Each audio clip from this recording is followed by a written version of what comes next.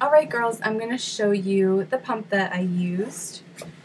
It's the Medela pump-in style. Here's the bag. This comes in several versions. But the pump is right in the front of the bag, so you just unzip and pull this down. And it comes with an adapter. Here's the tubing. You just plug the tubing in the front there. There's a little thing in the middle. You can take this off and cover one of those holes, and then it'll only pump from one side. So this can be single or double. And then you use the AC adapter to plug it into the wall. There is also a battery operated adapter. It looks just like this, except you put batteries in this part. And there is a adapter for your car as well. So you have those three options for power. The pump does stay in this bag though. Like, you can't really take it out. So anytime you pump, you're gonna have this whole bag with you. Which I kind of wish you could take it out, but you just can't. Yeah, here's the battery adapter. I don't know if there's juice in this still. Let's see. Okay, so I'm just going to plug this in with the battery so you can get some idea of the sound of it. I have extra tubing popping out at me. Okay, so I'm just going to put that back there so you can kind of see what I'm doing. But you just turn this on. I'm hoping you can hear it. But you hear it kind of going slow. That stimulates your letdown, and it will do this for about 2 minutes. I'm going to turn the power up. So now it's just suctioning harder, so you can pick the strength that it suctions. I'm going to turn it down so you can hear me. Once your milk lets down, or after 2 minutes, it's going to switch to the pumping stage or the expressing stage. So this gets your milk to let down. Once your milk lets down, you hit this button right here. And now it's sucking slower. And that's going to draw the milk out or express the milk. And again, you can turn the strength up. So you can hear. Now it's working a little bit harder, sucking a little bit longer and stronger. But one thing I was worried about is I thought the pump was going to be really loud to have at work. You know, that everybody around would know what I was doing and things. And it's not quiet, but it's nowhere near as loud as I thought it was going to be. So that's good. So the pump comes with the pump bag and then a little cooler, and it comes with a little place where you can put a picture. This is the picture I had in there the whole time. And sometimes seeing a picture of your baby will help your milk let down more easily. So that's why I always kept a picture of my baby with me. Also, you can like record the sound of their voice or their cry or whatever, and you can listen to that, and that will help your milk let down. But I don't have it down here because it's in my freezer. But there is an ice pack that comes in here. You put it in the middle, and then it holds 4 bottles. And the bottles that it holds are this size, which are 5 ounces. It's measured to 5 ounces, but it'll easily fit 6. So you can have 4 of these in your little cooler. And then the cooler is nice because you can just, when you're at work or whatever, you can stick the whole cooler in the fridge, and then people, they kind of know what's in there, but they don't have to see it, and that's nice. Okay. So the flanges that you use with the Medela pump, there are a couple kinds. And sorry, you can see the spots on them. It's actually from the dishwasher. because when he got older, I stopped steam sterilizing them. I just put them in the dishwasher. But I have to re-sterilize everything for this baby, and I just haven't done it yet. But there's this kind of flange that's 2 parts. So there's this part, and then you can get different sizes. This is the flange. You can get different sizes. And I've used, over the course of the 19 months, my flange size has changed 3 times. You know, when your milk first comes in, you might need a different size than when it's kind of regulated. And then I even needed a different size even later. You might just find one size will get more milk for you than another. So it's good to try some different sizes. And then there's also this, which you can't take the flange off. This also comes in different sizes, but it's 1 piece instead of 2. So there are pros and cons to both. These are really easy to take with you, like to work, because it's 1 piece, where this you kind of have some assembly, and it just takes a little bit longer to put together and clean and whatever. Here's a pumping bra.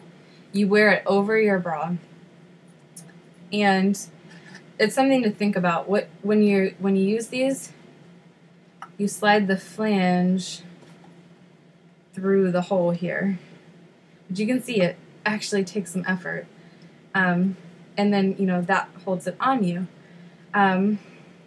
One thing you can do if it comes apart is you can kind of pull that out, put this on, and then just pop this part through and snap it together. So it does make it a little easier.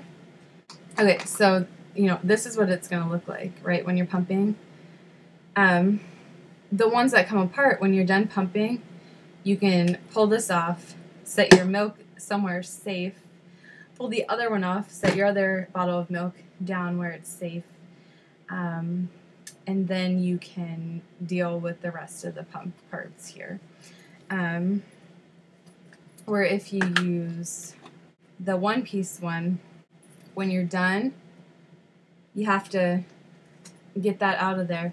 And then, depending on how much milk you have in here, if this is heavier than this, your bottle can tip over really easily. I've lost milk that way.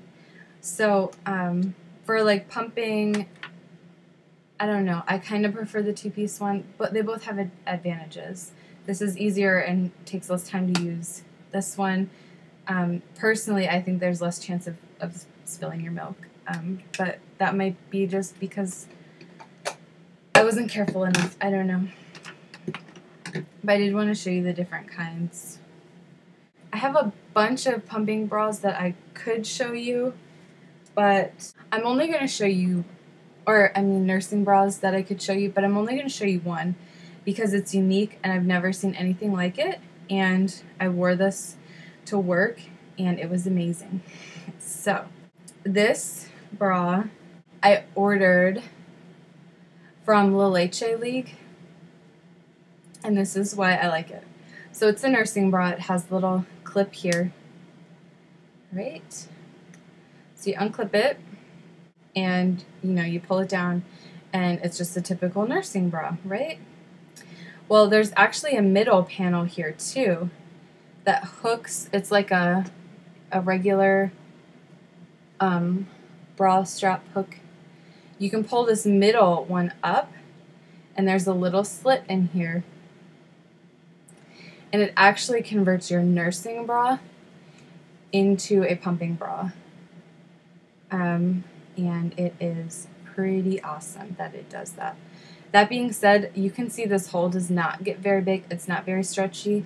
So I had to use the 2-piece flanges with this. But I could wear this to work, and when I had to pump, I didn't have to lift my shirt up, lift my bra up, put this bra on, put a cover on. I could just unhook and put the flanges right in there, and it was awesome. So this is not the most comfortable bra. I wouldn't want to wear it all the time, but it is awesome for pumping at work. And like I said, it's I ordered it like you're going to be able to see this. It's La Leche League. And I thought I lost this when we moved, and I couldn't find it for the longest time, and I found it. I'm so excited. So that's the only nursing bra I'm going to show you. But it is awesome. I can't say that enough. Then as far as storing your pumped milk, you saw you can hook this bottle directly up to here. Pump your milk, unscrew it, put your storage lid on, and put it in the fridge, and it's good. You can also pump into a milk storage bag. I can't find any to show you. I don't have any right now. But last time, I actually pumped milk for the milk bank, and I have some videos on that. You can check them out on my Abby Dig channel. But they gave me these little containers. This is what I would pump into one of these, pour it into here, and then freeze these and give them back to the milk bank. And so I have a ton of milk storage containers from the milk bank, and I know I'm not eligible to donate milk this time because I had a blood transfusion. I think there might be like a 6-month time after you've had something like that, and then you have to have all the blood tests to make sure you don't have hepatitis or AIDS or anything. That's standard testing for any milk donor, but I think you have to wait 6 months after you've had a piercing, a tattoo, a transfusion, anything like that, before you can donate. So yeah, but that's a whole different thing. But anyways, I have a ton of these, and I'm not going to be using them for the milk bank because I can't donate. So I'll be using these for my freezer stash until I run out, and I have a whole box full of. That's how I store the milk. But the milk storage bags are nice, and my advice with the milk storage bags is to lay them flat in your freezer and let them freeze that way, and then they'll freeze flat, and then you can kind of they're just more compact that way. If you freeze them standing up, they're going to be bulkier at the bottom and skinnier at the top, and then you're going to have all these like wedges of bags of milk, where if you lay them flat when they're all liquid, they're going to freeze level. And then for cleaning the pump parts, when the babies are little, I sterilize these in the steam sterilizer. Later, I did it in the dishwasher, except for the little membranes here. I would boil these. And one thing, if you notice your pump is losing suction, the very first thing I would check after making sure your tubing is plugged in and everything is check these membranes. If they get even the tiniest little tear in them, you'll lose suction. So I replace these every 2 months or so. Makes a big difference and actually can really change the amount of milk that you're able to express. So that would be, it's this little part right here. And you buy replacement packages that look like this. I've already stocked up on replacements because you always have to have some of those on hand.